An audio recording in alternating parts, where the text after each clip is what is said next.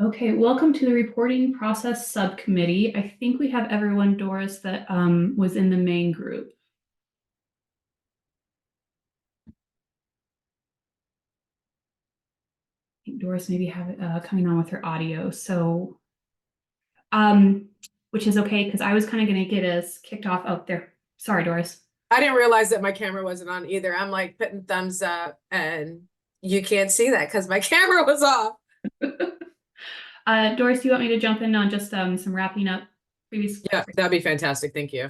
No problem. Okay, so thank you all again for coming, and as Stephanie said, for really all the work we completed in our last meeting. It's great to kind of look back and see how far we've come. There are two kind of loose ends that we need to wrap up. One is I am going to drop in the chat, and I've seen some folks have filled it out even as early as this morning. I only have 7 responses to the survey regarding professional capacity.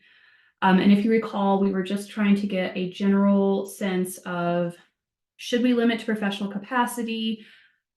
If we limit to professional capacity, should certain occupations be included as an extension of always? And then do we need to extend Good Samaritan laws around that? So I'm going to drop this in the chat. If anyone who has not yet filled it out, could please go ahead and fill it out. I'll give you about 5 minutes to go and do that because Brian and I are going to use this survey to help draft the language that this subcommittee will look at during our next meeting.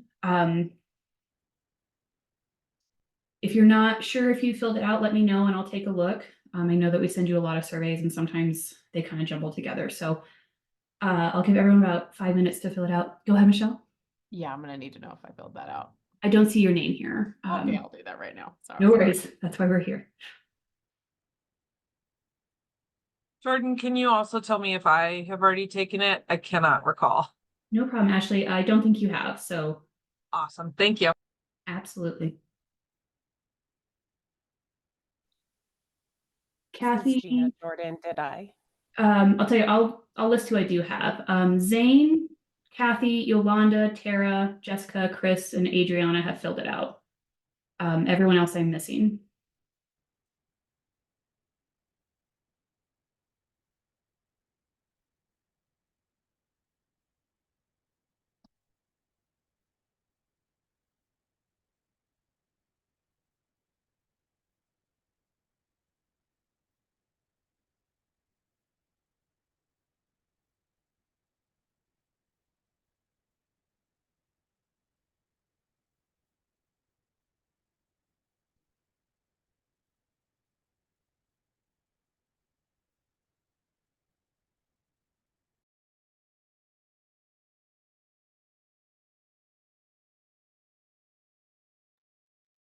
Hi, Chris. Thank you for joining. We're just allowing folks who haven't had a chance to do the survey on the professional capacity question to fill it out. So we'll get going in about 3 or 4 minutes here.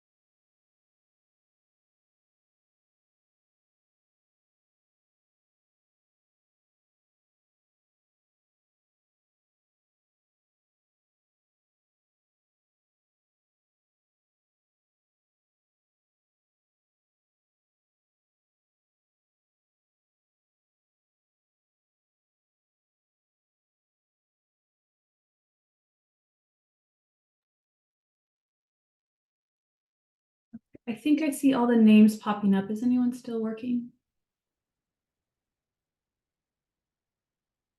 Awesome. Thank you again for doing that. Again, we'll be bringing that language back. Just as a preview of some of the results coming in on the question of should it be limited to professional capacity, 71% are currently in favor of limiting the duty. You guys are. I'm still working. Oh, I'm sorry. sorry. Thank you, Dina.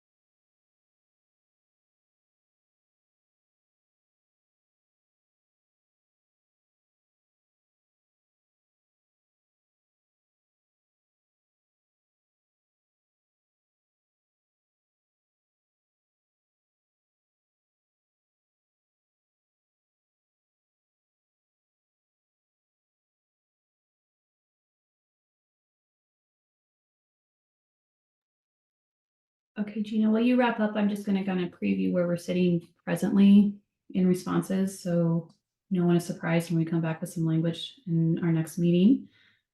Generally, the question of should the duty to report concerns of child abuse and neglect be limited to one's professional capacity, 73% currently are in the position of yes, we should limit this.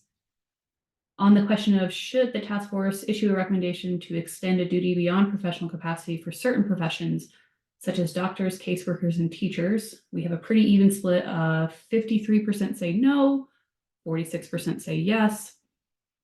And in our final question, if the duty to report is limited to one's professional capacity, is it necessary to extend Good Samaritan laws for reports made in a personal capacity?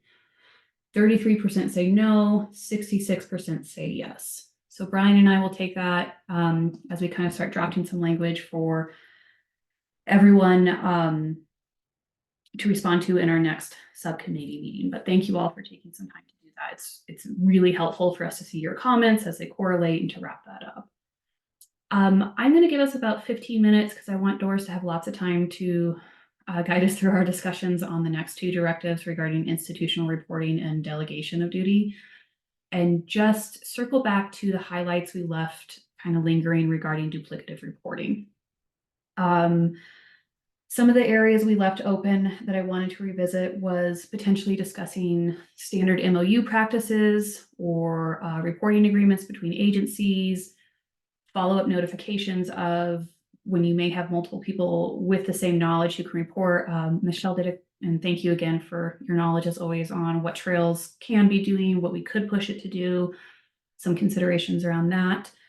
Would love just to kind of wrap up in terms of what our priorities are for this recommendation. So if we have duplicative reports, meaning reporters who see the same circumstance, and Michelle, please jump in because you're articulating this a lot better than I am because you helped draft the directive.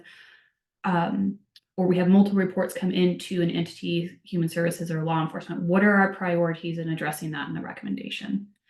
Michelle, I don't mean to put you on the spot, but I know you had a lot of really great thoughts if you want to kind of recap that as well. Yeah, I mean, again, the way the statute is written is it says that, that you shall make a report or cause a report to be made. And so that allows for the ability not to have every reporting party on scene or with knowledge to make a report. But what is not clarified is, it is as long as your information is the same as one another, right? So if a child comes to a teacher, makes a disclosure, the teacher sends the child to the school nurse, and the school nurse gets an additional disclosure, that portion of the law doesn't apply because they have different information. So I just think that probably needs to be cleaned up because that causes a lot of confusion for reporting parties. You'll have to remind me, Jordan, what else that I shared. The only other two things that we kind of left lingering were notification when a professional calls in with the additional information that they've already received it. Yeah. And then potentially discussing cross-reporting MOU standards with law enforcement and other agencies. Yeah. I mean, I believe that there should be a way for this, for someone to call and say, I need to verify a report was made, and that we could say, yes, a report was made, and then be able to document that they fulfilled their obligation because we've told them that a report was made, that there was some verification in place rather than making them make a new report. And so that would be another recommendation that I would have to clean that up. That would save everybody time. Jordan, I'm sorry, what was the third thing? Okay, we briefly touched on cross-reporting requirements for Yeah. agencies, MOUs, those kind of standard things. Yeah, I mean, so the other piece about this is that, the Department of Human Services is only responsible to investigate allegations that meet the threshold for interfamilial abuse and neglect. So we have to be very thoughtful and conscientious that just calling the department may not alleviate them from their responsibility to notify law enforcement. And so, that's the other thing. We are obligated anytime that we know or suspect that a crime has occurred to notify law enforcement. And the challenges in each county look different. For a Denver County, for example, they have one law enforcement jurisdiction, where in Arapahoe, we have 11 law enforcement jurisdictions, and all of them have different processes and responsibilities. And so one of the challenges that we face is that the statute says that we shall notify law enforcement and the DA's office of all of the referrals that we've received, but our jurisdictions, I can tell you, cannot handle the additional 30,000 calls a year that we take to get that information. And so they refuse and or don't want that, or there is no process in place, or there's a verbal agreement about, don't send it to us, first figure out if actually a crime has been committed. If you're concerned, then call us. And so, there absolutely needs to be some cleanup, I believe, of the statutes around that. Thanks, Michelle. I appreciate that. So I'll open it up really quickly. That is enough information for Brian and I to come forward and write some general recommendations to this directive. Go ahead, Jennifer. I wondered about the multiple people reporting. If there's, I know some counties, and I certainly don't know what all counties do, give a reference number or some kind of something like that, that if the other reporters had that number, that would be adequate, rather than, I mean, calling and finding out if a report was made could certainly be a backup, but to just make that a little less burdensome for reporters. Thanks, Jennifer. And so I just want to make sure I'm understanding that theoretically then could go to what Michelle had mentioned as in terms of confirming for other reporters, we've received this, here's the reference number, really that report back to duplicate. Right. It's sort of, yeah, just sort of the CYA for the other folks who are relying on one person to make the report, that they can verify that a report was made. And also, should there be any questions about their failure to report, that would be adequate. Okay. Go ahead, Kevin. Something that came up for me while you were talking, Michelle, that either it lies in the training area or is a question that I feel is still lays open, is that you mentioned a situation where a teacher might know something and have a set of information and make a report, and then that person would go to the nurse, and then that person would make a report too, or the nurse would, and that they may have different information. And that's probably really valuable for DHS. But from the reporter's side, it's not necessary for us to have all of the information and to know all of the information. And wouldn't one report suffice if there's a, that triggers an investigation? It's really on DHS to find all of the information that's necessary. And I don't want to create like a need for additional reports if one report would suffice to trigger an investigation. Yeah, I mean, I will tell you this, you're right. I mean, we try to encourage reporting parties to make reports together, right? Like just call us together and we'll get all the information and, do it all at one time. It is not more information about the same allegation that we could get during the course of an investigation if it meets that threshold, but it is sometimes different information, right? So, if a child tells a school teacher that daddy hit her in the face and she has a black eye, right? The nurse will send, or the teacher will send the child to the nurse just to be seen. And then during the, I don't know, treatment phase or whatever with the school nurse, ICE or whatever, the child then makes an additional disclosure that it happened during an incident of sexual abuse, that the dad hit her. Those are two separate sets of information. And what happens is the teacher's like, well, I didn't make a report because I thought the school nurse was going to do it, or I didn't know that, or the school nurse says, I didn't make a report because the teacher did. But then there's that missing piece of information. Again, the information needs to be consistent in order to alleviate the burden of all reporting parties. And so it would be no different than if, a paramedic was on scene, got information, saw something that was concerning, and the child got to the hospital, and then some other set of information came out, additional injuries were found, whatever. That could also push it to the threshold of assignment versus maybe the paramedics information would be a screen out. So this is where the difference in information is important, because it could make or break whether or not the department responds. So I agree with you. It's the department's responsibility to figure that information, but if we don't have that information, what are we trying to figure out, right? If I don't know that there's been an additional disclosure of sexual abuse, that would be something that would be vital for us to respond. I would need to know that. Thank you. Gina, then Chris. Yeah, I just had a question around the nurse's report in that example, and then in things kind of related that we can hit at the next phase, because it's kind of specific, but also still kind of here where can a nurse kind of depend on the report of the teacher in this instance? Isn't there something tied to their credentials that they must make those reports in their role as nurses, and that there's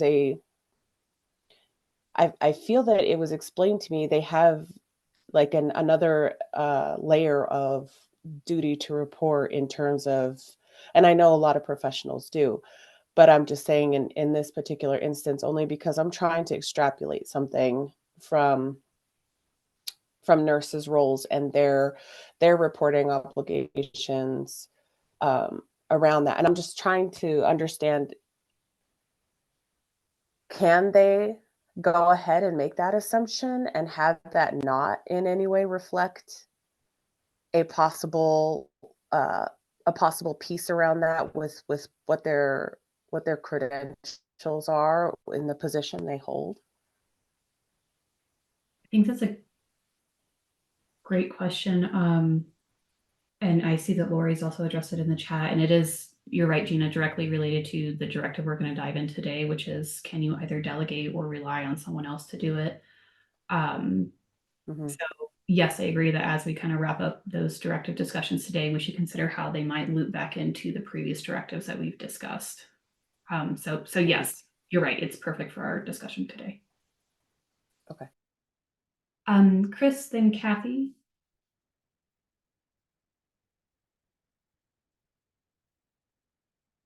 Chris, I think you're still on mute.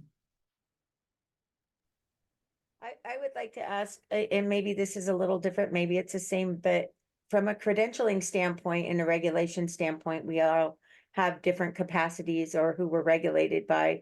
And so you're looking at HIPAA, you're looking at what our duty is to report. And then, we talk about the Good Samaritan, like, I got my license reported for a subpoena I did in court. And so you know, because it wasn't favorable towards one of the parties in court. And so again, you know, but I understand like from a CFI or a priest, you know, PRE, parental responsibility evaluator, Dora doesn't regulate those licenses, then it would be under somebody else. So I guess just question, who's regulating this aspect of it? And is our license still held accountable if we're making a good faith report on what we're doing? And I don't mean to say I'm not going to report because of that. I just feel like, again, you know, if we're doing our duty and then it gets somebody in trouble and then it's a misfire or whatever the evidence comes out to be, type of deal. Right.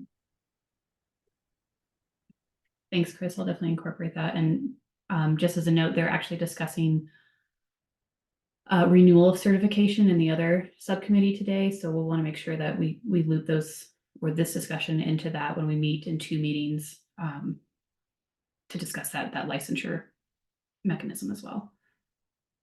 Kathy and then Zane, and then I'm going to kind of wrap up on preparing some follow-up survey questions so that the group can move into your new directives as well. Go ahead, Dr. Wells. Yeah, I guess I am not, I guess I'd have to look at the licensing requirements, but I'm not aware of like a state licensing requirement to say, other than you're following the law, right? That's specific to mandatory reporting. I do think, so for example, I know in certain settings, the practice of and this I'm referring to maybe like a hospital setting where the practice is the provider, and that would include potentially a nurse or whatever, would have the social worker make the report as a part of the team. And I think that's variable in different hospital settings. I think that hospitals can have their own sort of standards and practices around whether or not, like what is required for that. So for example, I'm a provider, I have a concern that maybe this is abuse, I think it needs to be reported. The practice in the setting I'm in would say the hospital social worker makes that report so that they can kind of be the conduit, they can be the point of contact. And I think that there would be a value to having some clarity around what if the social worker makes their assessment and doesn't have the same level of concern. I still have the mandate, right? And I do think that sometimes, I think there would be a value to creating some clarity around, even if the other individual doesn't think that, now they might have done more assessment and found, I don't know, something else, but at the end of the day, I still have the requirement to report and I still have the mandate. So that's how I think about this. And I think this is an important distinction, because in some places, the only person that ever makes the report is the person that received the information. And in other places, they can say the hospital social worker or the school social worker or the principal, they're the ones that make the report. And I think this is an important distinction to create clarity around, because right now it's not clear, and I think it's created some challenges. Thank you, Dr. Wells. I definitely think we need to carry that through the discussion today as well on the secondary directives. I lost a hand. Zane? Yeah, it was mine. I'm sorry. I took it down in anticipation of speaking. So just a couple of thoughts. I'm the former board chair for the licensing board for social workers, and I'm the current board chair for unlicensed psychotherapists in Colorado. And I can tell you that we have sanctioned professionals for not making reports. And I distinctly remember a case that we had a few years ago on the social work board where we had two hospital social workers that had failed to report. And there were, I think, 2 or 3 doctors as well as 2 nurses. So the medical board sanctioned each of the professionals on the medical side. And then we sanctioned the 2 social workers for failure to report, because the way the statute is currently written is they had to, each person had to make their own report. They were mandatory reporters and they failed in that respect.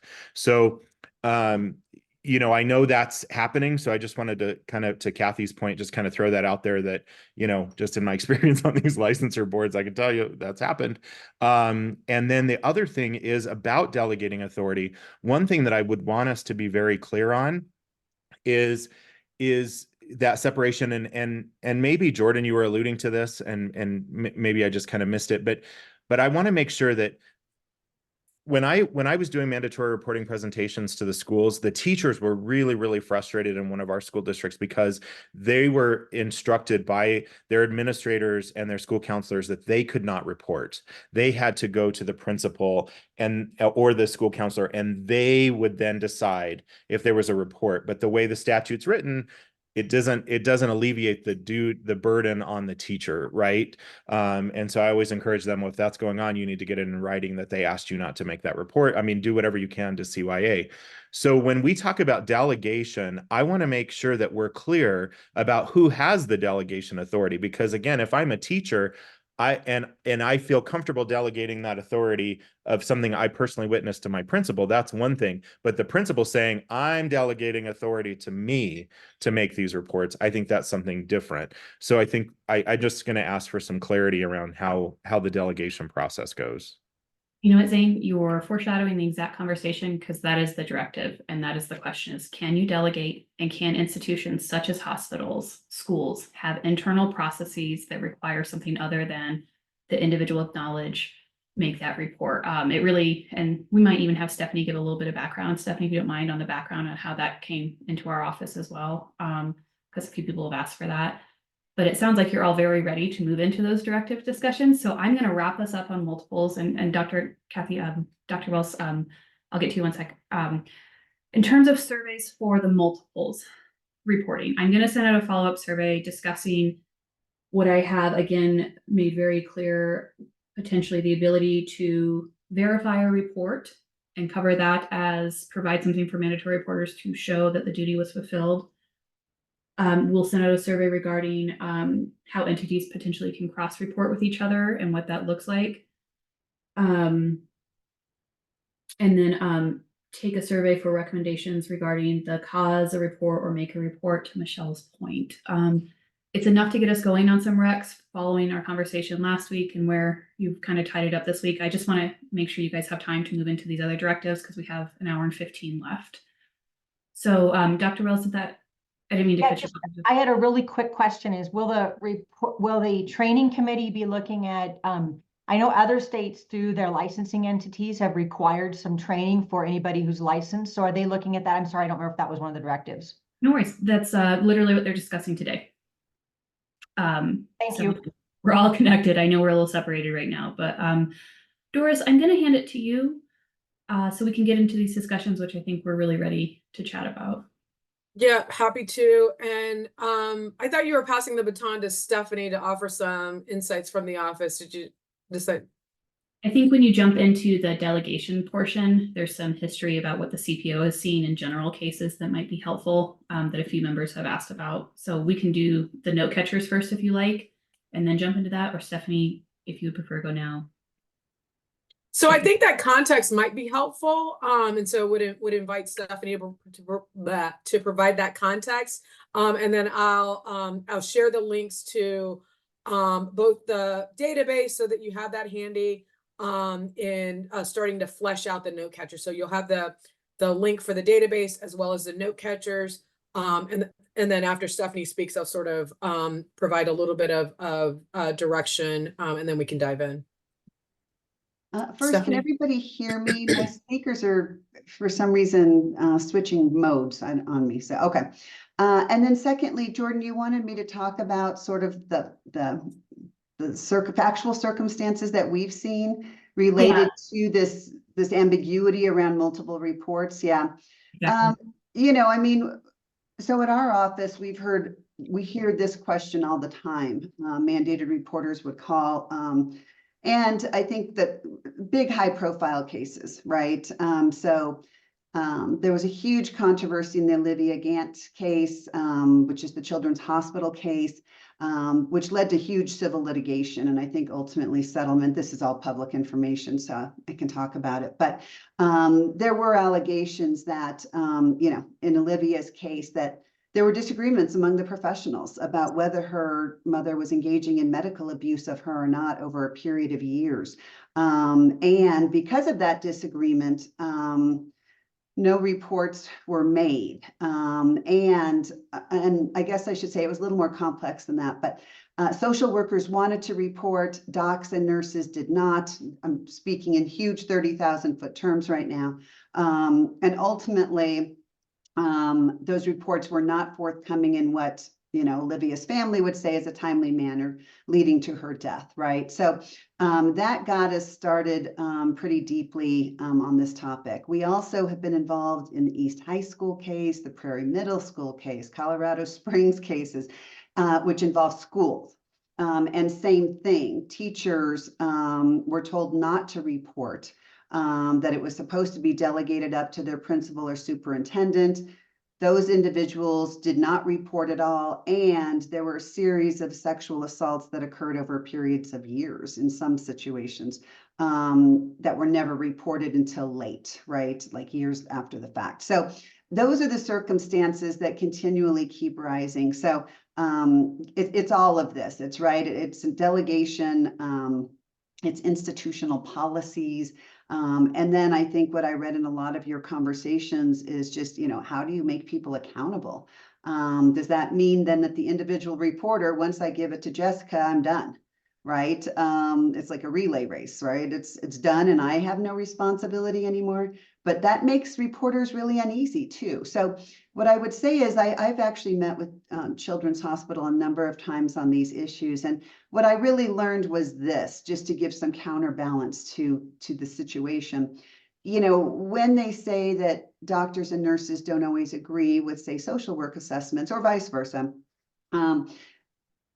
in their minds as medical professionals, it really is about, they have to treat this child. And for kids who are chronically ill, they have to treat them for months, if not years, and they need to develop a patient relationship that serves that patient, right? They have to be supportive of the family, and they don't, the minute people start reporting, right, what is the likelihood that a parent might just remove their child from the hospital altogether, or they might not be able to support the family in other ways that don't amount to cases of neglect or abuse, but maybe they need resources, right? So my feeling from hospitals was really that they were split, right? They're trying to do this thing by code, by profession, which is to treat children and support families. And they want to be cautious, circumspect when they make reports because they work in a medical team. And so if 3 nurses run off and make a report and doctors and nurses aren't aware, or doctors aren't aware, what does that do to the integrity of the medical process? So that was something, honestly, I had not been aware of. Kathy, I know you have raised this in our many conversations on this issue, but just to provide some counterbalance, right? I think the newspapers wanted to portray superintendents or medical physicians or whomever as sort of these evildoers who don't care about kids. I think it's far more nuanced than that, as all things.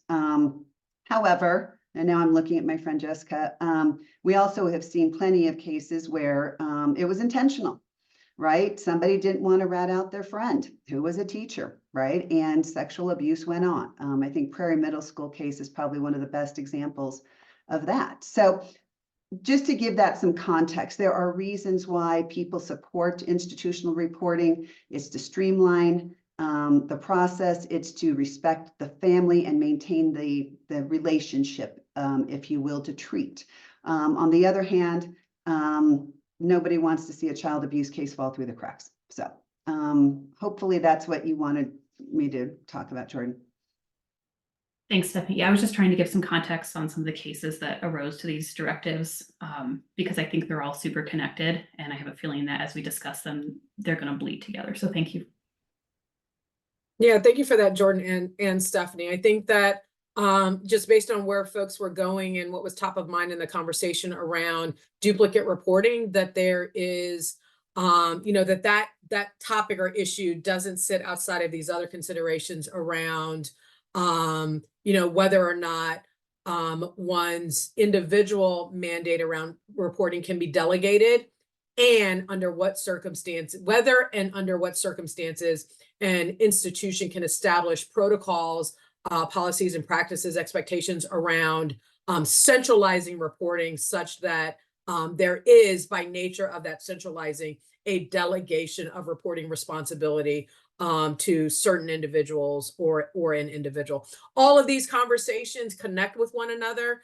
And I imagine that our discussion will also include that connectedness. So I hope that Jordan is able to tease out the kinds of questions that can inform drafting some language for consideration.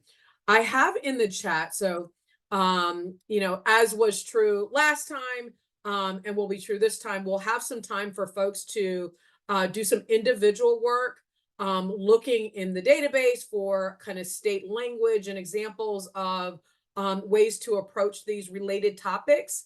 I also included the correct link to the Google Drive with all of the note catchers.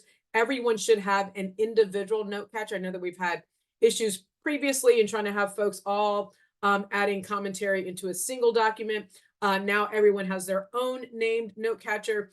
If there's someone who is on today that doesn't have a note catcher, ping me and I can create one for you really quick. But that is in the document as well. We'll spend about, we'll start with like 20 minutes or so, having you do some research and start fleshing out the note catcher before we come back and have some discussion to try to synthesize thoughts and themes. I want to pause there to see if folks have any clarifying questions before we go off and do some individual work. Jordan, I saw you come off mute. Yeah, just as quick reference, in the database that Doris shared, question 3 will show state laws regarding institutional policies, and question 4 will demonstrate state laws around delegation of duty, just as a quick reference point. Awesome, thank you. Any questions? Can folks access the links okay? Awesome.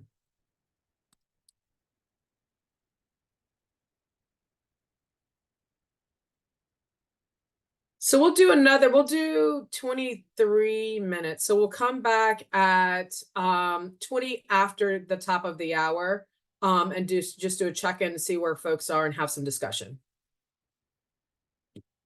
Hey, Doris, Yes, ma'am.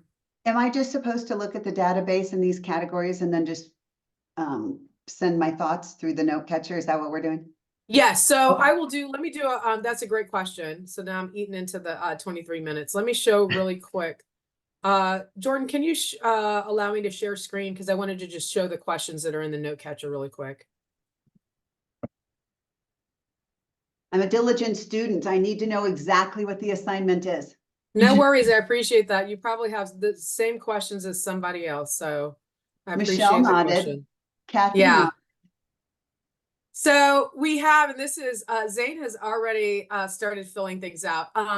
But there are, we have these 2 directive questions around whether the duty to report may be delegated to another and whether institutions may develop internal policies regarding mandatory reports. Those are our overarching questions.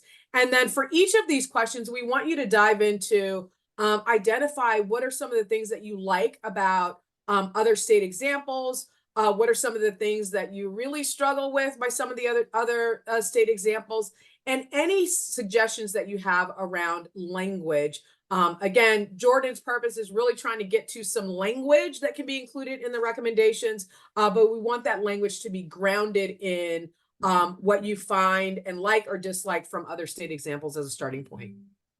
Is that helpful, Stephanie? Yes, thank you. Fantastic. Thank you. Great question.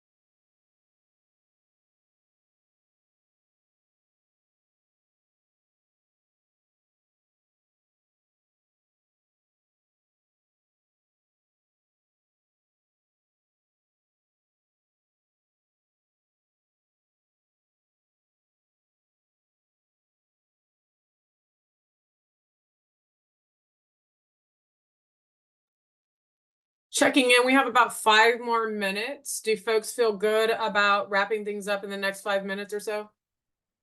Michelle, I see your, Kevin, I see you nodding. Kevin, I see Yes. you. Mixed review. Okay.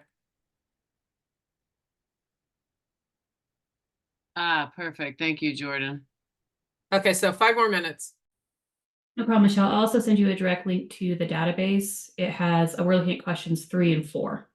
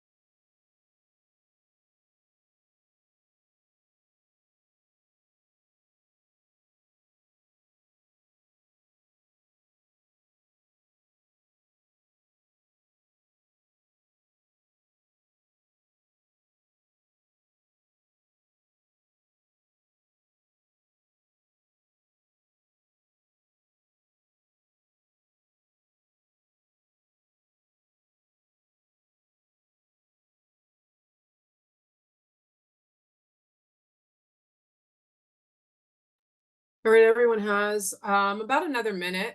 You can wrap up your final thought and then we'll have some discussion.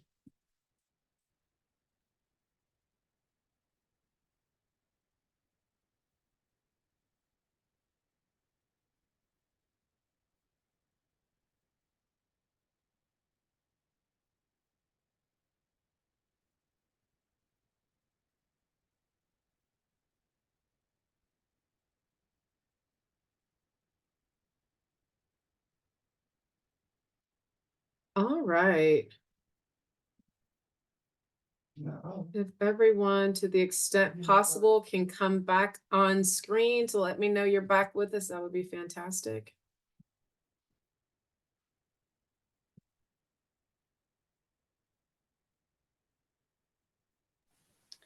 Hey Doris, this is Gina. I'm working on a temporary computer that just like will not let me move out of Windows without totally shutting down what I'm in. So I am having to work super slowly to move between tabs. It's so annoying. Anyway, I'm still pushing through it, but I'm here. I'm back. Awesome. Yeah, no worries. Thank you for letting us know, Gina. And Gina, All you'll right. have that document. Sorry, go ahead, Jordan. Sorry, so everyone will have access to their document we'll keep them open for like 5 days after this if anyone wants to add additional notes. Yeah, I love that. Thank That you, would Jordan. be so perfect. Okay, thank you. I think both for, the technical challenges that just make it slower to do this exercise, but also it is entirely likely and possible that after we hang out today, that there may be some additional thoughts that you're noodling on. So it'll give you an opportunity to add those comments into the document as well. So I want to start with the first directive around whether the duty to report may be delegated to another, and hear from folks on, what are some of the examples from other states that you like, and we'll start there, and then we'll go into some of the things that you didn't like and want to make sure that we are attentive to excluding from any recommendations.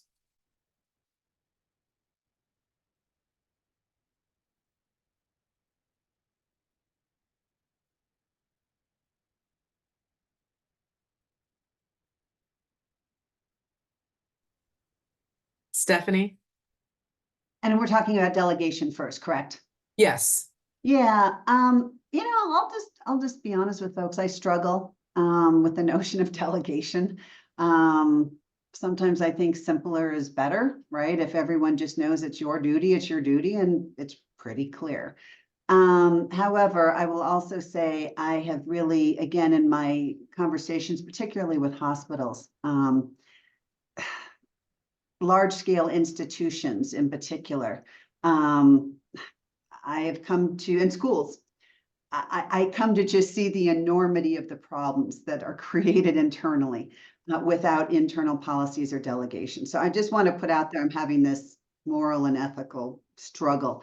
Having said that, what I liked about Maine, I believe it was that they had institutional or delegation for institutions of certain sizes. So I thought that was interesting. So maybe it is if you have, 100 or more or 50 or more, I don't know.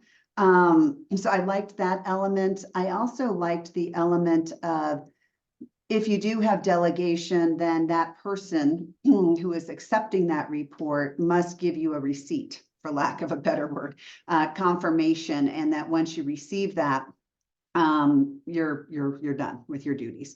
I liked that. And what the third element I liked about that delegation piece is, and if that supervisor does not, right, make that report in 24 hours, you still have the right to just pick up the phone and make the call. So I guess what I'm saying is, to the extent that I'm going in the delegation direction, I do believe there need to be protections for those who end up delegating that responsibility. I also think that we need to use it narrowly. Those are my thoughts. Thank you, Stephanie. So I like I just want to recap some of the thoughts that you shared. One about, having sort of some standards around the size of an organization. And so this notion that like any entity can't just delegate their authority, that there has to be some sort of framework around to which kinds of organizations it's applicable. And then having some practical components to it where if the delegation is made, that there's some documentation that delegation was made to this other person or role for reporting. And then still an expectation that that there is some follow-up that happens with the reporter who's delegating authority, such that if a report ultimately isn't made within a certain time frame, then they still have the responsibility of ensuring that the report is made. So really that framework to make sure that there's some surrounding context and expectations. Chris, and then we'll come to Ashley. So I have to agree with Stephanie a bit. I really liked that, well, for instance, Kansas had one and it was like the secretary, and I'm not clear what agency they were referring to, and if that was just old language or whatnot and needs to really be updated, that the secretary gets the information. But I did like North Dakota said that there was a certain number of people under an agency. And I think obviously if we're dealing with education, you know, how many per capita kids versus reporters versus, you know, so again, classroom size or whatever type of deal. I do like the receipt. I also think that language should be included, that these are the licenses or the people that contributed to the report. Again, CYA, as Zane said it perfect. Like it's just about ensuring that we've covered, and we are starting to see more problems with, you know, getting reports made for non-compliance. So, and I think all of us kind of have that aspect. But I think that we should be more standardized if we're going to allow policies to be made within organizations and somebody else to be delegated off to make that report. I think it needs to be something standardized based on the code that we're putting into effect. And it's a standardized reporting frame, kind of like that tree again. Here's the tree that's coming up to make that report. And the one person makes it, but you have all these people who've added to the branches of the tree.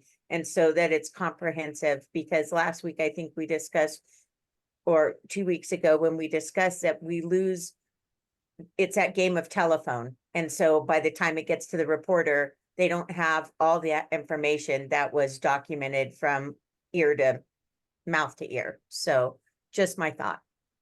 Awesome. Thank you, Chris. One follow-up question. So when you think about standardizing the policy and practice around delegating reporting, are you thinking that there be kind of an articulated recommendation around what specifically should be in that policy, in each entity's policy has to include these things? I almost, and I hate to be bureaucratic and say the government, but I really feel like if we're trying to be consistent statewide, I mean, I get that there's exceptions. One of the things that I was reading was that, and I felt like some of it, you're losing the fact that it's suspected child abuse. And it's almost like they're giving the choice to decide, well, we're going to report this or not report it. That isn't what the law states. It's not our job to investigate it. It's our job to report it. And so at the end of the day, I think that, again, I also think something very standardized that shouldn't, like I said, if it's like the tree that we're creating, then yay, you know, that's that simple, that it moves up the ladder. And then that person has all the information to say, I'll report this because of this. Or they say, yes, I'll report this, or no, and this is why I'm not reporting it, even though I have this information, but now it's on file in that file of the admin or whomever it's at where we keep that stuff localized. I think that they're also, one of the states said, here's your tree, but at the end of the day, if you feel you need to report, you can do so without getting any repercussion. So kind of like Whistleblowers Act, we should not have repercussions should we choose not to follow the chain of command in this order. Like, and again, I think we all have our gut instinct of what we think or not think, or different trainings, different experiences. I know that sounds easier said than done, and I don't want to create more paperwork. I think it's as easy as maybe a template that we can like click on, and then that goes to the administration of the policy. But I think it needs to be very clear. Again, a hospital is probably not going to deal with as many children unless you're specialized to like the children's hospital, you know, so, you know, whereas you may see a child with a parent in a hospital, and who at that point are we going to report, you know, because they're not even the patient. We just suspect that. And that goes back into what we talked about last time. So I'm not even going to open that worm. So, you know. Thank you. So I don't know what the answer is. I just think that there needs to be some consistency, because where I live, they know the parents, they're not going to make the report, whether or not it's substantiated looking or suspicion or whatever. But so, you know, that's kind of what we've been through. So Thank you. Thank you, Chris. Ashley and then Jennifer.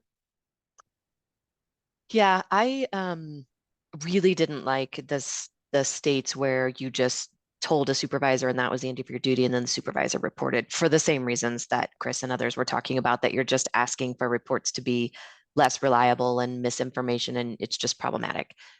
And the idea of delegation, as I read through it, is uncomfortable. To Stephanie's points, I agreed with a lot of what she said. The part that stuck out to me as being particularly helpful, though, are the states where you had 2 or more people at the same time with the same information and it gave guidance.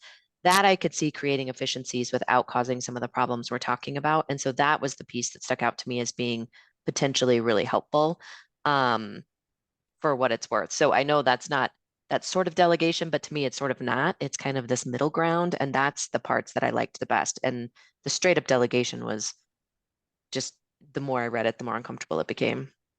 Okay, thank you for that, Ashley. I think the things that you like are more focused on the prior question that we discussed around duplicate reports and whether or not each individual mandatory reporter necessarily has a duty if they have the same information.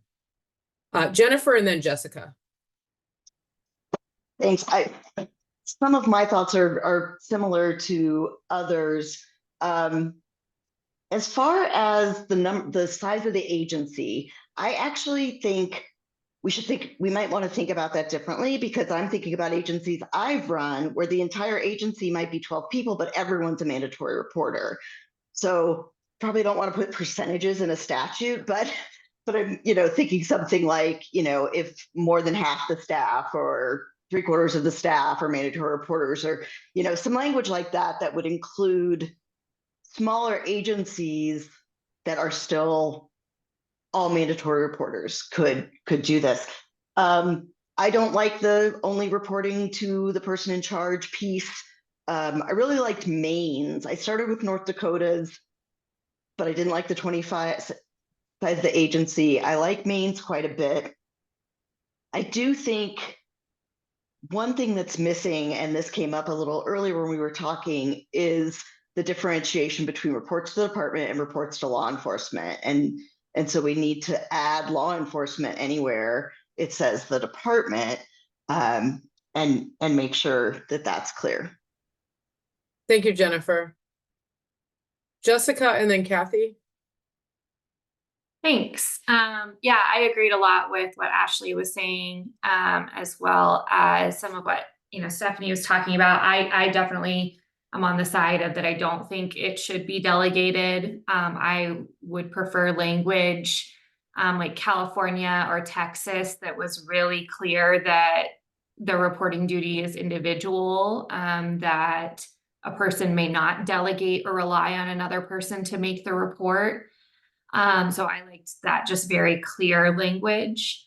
Alaska also had pretty good language, I thought, that said, just because you do report to a supervisor doesn't mean you're relieved of the duty to report. So it kind of inserted like an example in there.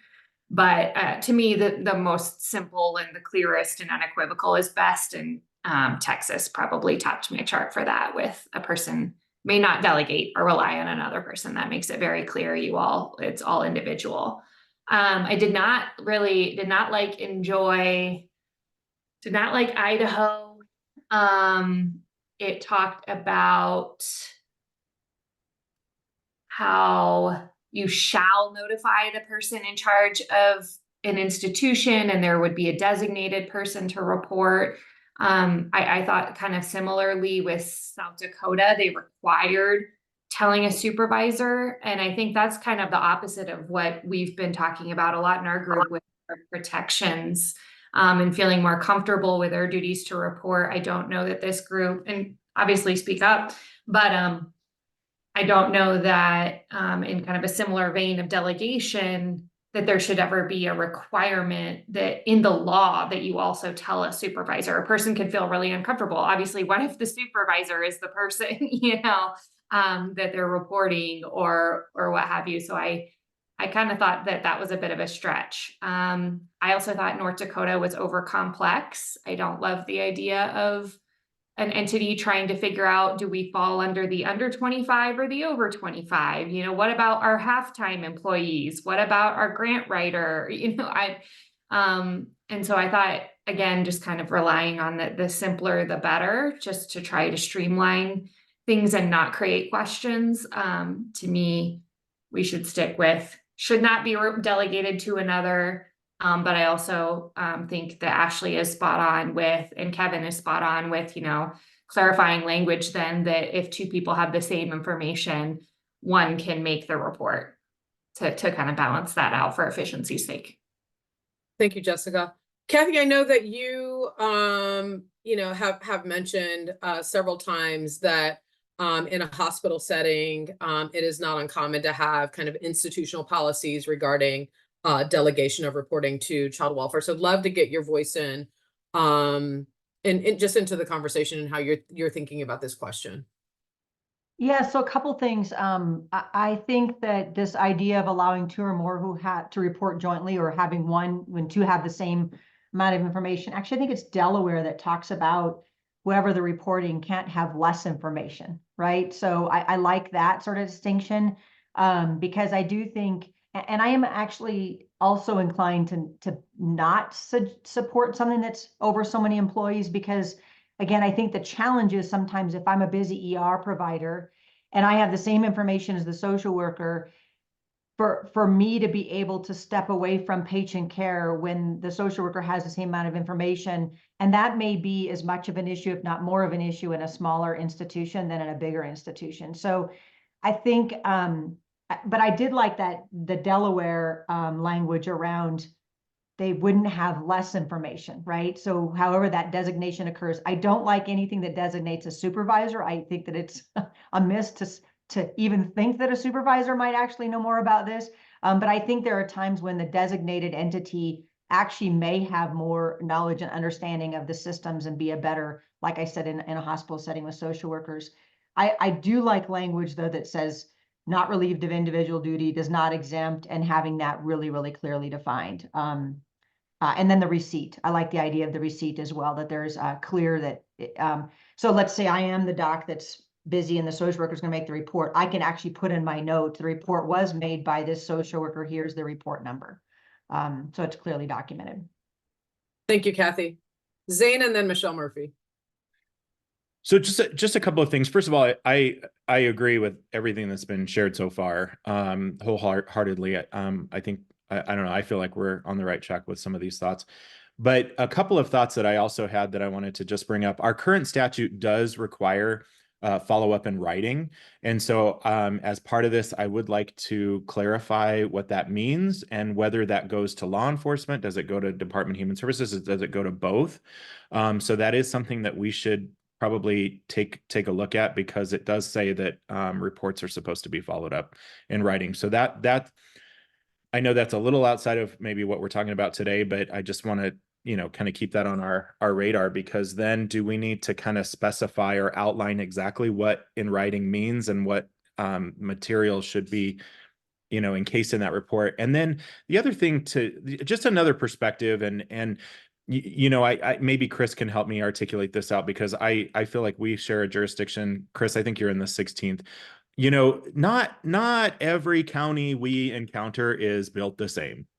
And we have some pretty major issues in rural Colorado with departments that take a lot of liberties around reports and whether or not they're going to respond. And so a lot of the complaints we hear back, especially for some rural areas, is the fact that they've made multiple reports and they don't feel like the department's doing anything. So to Kathy's report, or Kathy's, you know, recommendation about a receipt or something, I just feel there needs to be more reciprocity built into this process that kind of gives the reporters a little bit of comfort. And again, I know I'm kind of talking a little outside of our purview of the two topics that we're talking about today, but I do feel like there's an opportunity here in these two questions and policy to make sure that there's that reciprocity, receipt, or whatever, and that we are taking into consideration that, you know, in these rural communities where everybody knows everybody and everybody's in everybody's business, you know, there could be some times where something gets missed because somebody's concerned about retaliation or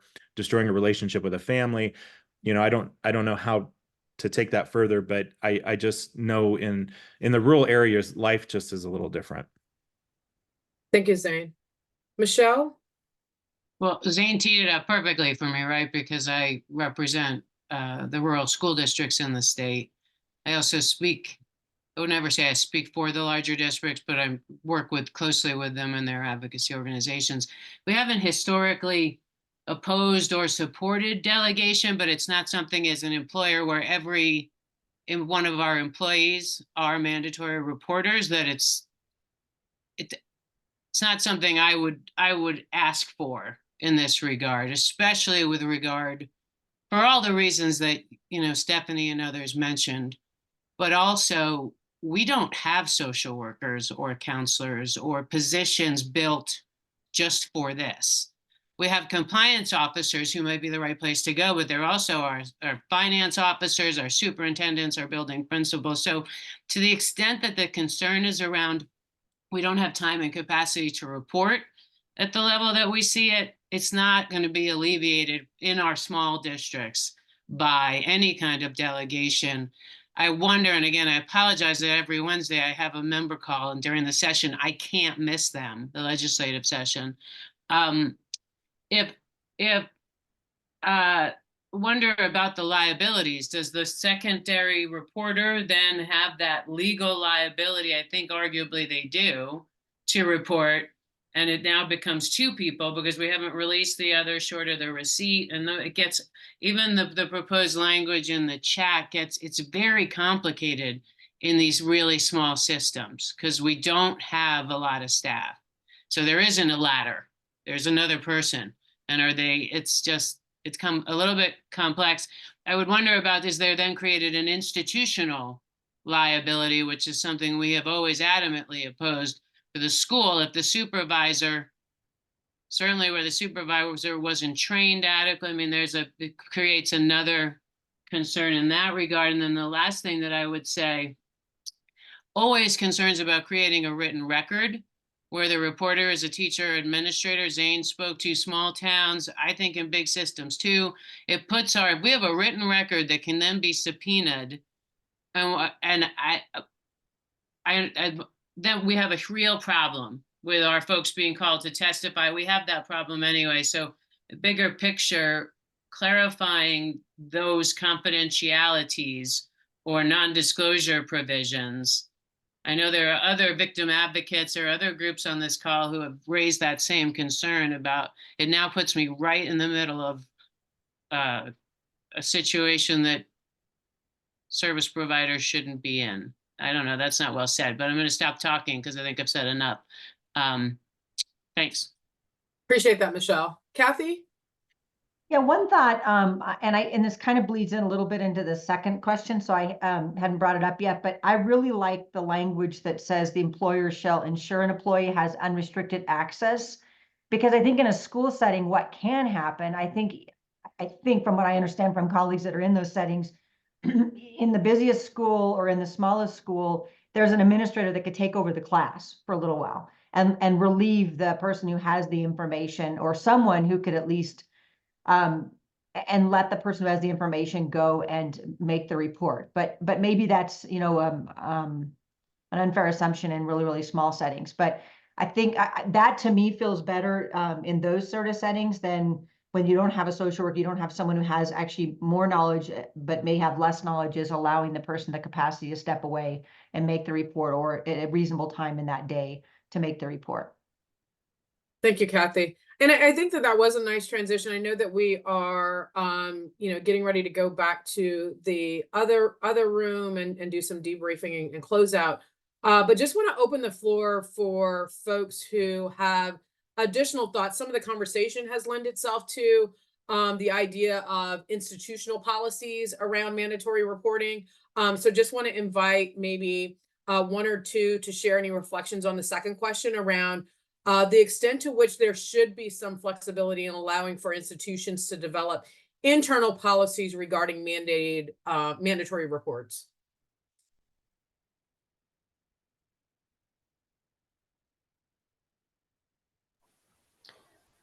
This is Gina? Gina. Oh, I just wanted to kind of start us out in that conversation around the example I threw in the chat earlier around the sane safe programs that exist or are housed within advocacy programs in terms of the internal policy conversation. I don't know. I don't know that that is going to suffice for what the nurses feel are their obligations, as they are also kind of navigating this different kind of way in which advocacy is determining reporting around that. So, and we're having a hard time helping our sane safe folks navigate that too right now with what exists in the law. So if, especially where kiddos are concerned, if the nurse learns of child sexual abuse when they are tending to a non-abusive parent, because the advocates are very much concerned about the safety of the family, the non-abusive parent and the kiddo, and they would like some time to get those things in order to make sure that all is safe before reports are made, which may exacerbate the dangerousness of the situation. What does that nurse do, right? Does the nurse also get to sit in that kind of waiting pattern for those safety measures to be determined? What does that do for them in terms of what their obligations are? And though obviously they understand that relationship between survivors and advocacy because they're running their program within, and it's such an important program kind of layout, and we don't have many of those. I think we have maybe only 3 or 4 that exist in the state that run their advocacy this way and also house sane safe. But where those kind of they're not different goals, they're not different in those regards, but they are very, there's a lot of conflict right here around that piece. Is that a good place for there to be an internal policy around how those nurses should be doing that report? Because right now they are kind of internally being directed to give that report to the executive director of the advocacy agency. Is that sufficient for them? They're feeling like probably not, because of how they belong to this kind of larger community of healthcare professionals. So I just wanted to like throw that in there because I also don't know the answer, but I don't want us to miss that piece there as well. Yeah, I think we will have to, and Jordan, I don't know if this blows the schedule, but spend a little bit more time digging into the institutional policies, and I think really tease out, the extent to which there should be recommendations about specific components of an internal policy that has to be included, or things like that. And I like that folks are raising just consideration for the nuance of different kinds of institutions, different fields, and some of the considerations that they have in deciding or developing internal policies and practices around mandatory reporting. So I think stay tuned for part 2 during our next meeting to dive deeper into that. I know we have to rejoin the larger group. Ashley, I'm sorry I couldn't get to you. If there's something that you can put in your note catcher, that would be fantastic, because I can't remember stuff from meeting to meeting. So great discussion, everyone, and looking forward to continuing the conversation. Jordan? I'm going to drop the link to the large group back in the chat. Just a reminder and a request. We can definitely carry this into the next conversation. I'm going to be doing surveys. Again, those surveys are really, really helpful for us in terms of shaping the conversation and getting all that done. So please respond to them. Additionally, as we stated, everyone's note catchers are going to be open for another 5 days. So if you didn't get a chance to fill yours out, or you have more thoughts, please go in and fill them out, because again, this is all the information we use to draft language and provide responses. And if you could just take some moments to do that, it really does help us out. So here's the link, and I will see all of you over there. Awesome. Thank you. See you all in a jiffy.